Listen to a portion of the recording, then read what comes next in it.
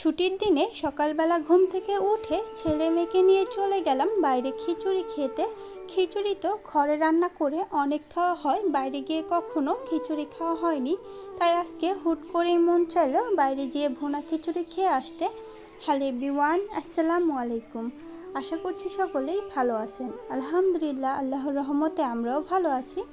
সকালবেলা ঘুম থেকে উঠে ছেলে মেয়েকে তৈরি করিয়ে দিয়েছি। আজকে অনেকটা সকালেই ঘুম থেকে ওঠা হয়েছে। ছুটির দিনে সাধারণত এত সকালে ঘুম থেকে ওঠা হয় না।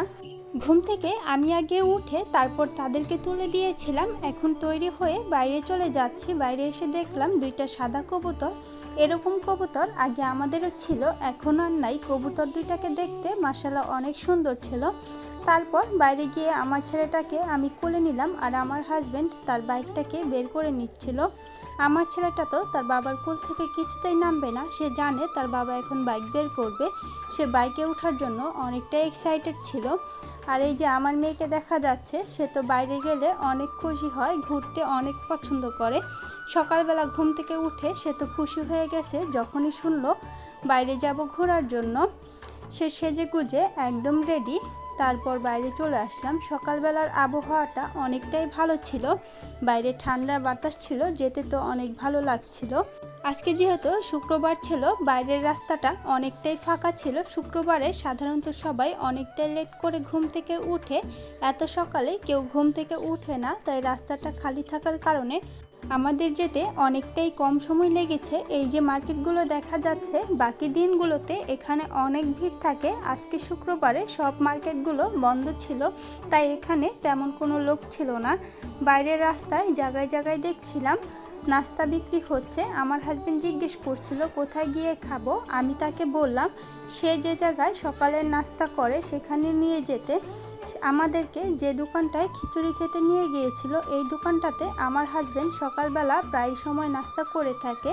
তাই আমরা সরাসরি অন্য কোনো জায়গায় না থেমে সেখানে চলে গেলাম।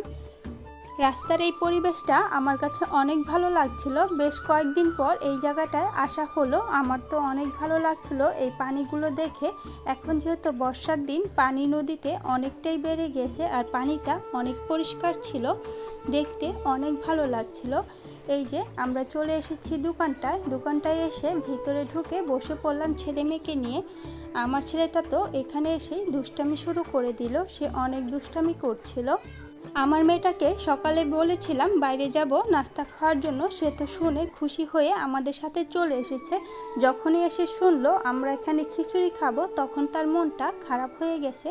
এমনিতেও সে ভুনা খিচুড়ি তেমন একটা পছন্দ করে না, পাতলা খিচুড়ি সে একটু খায়, কিন্তু ভুনা খিচুড়ি একদমই খেতে চায় না।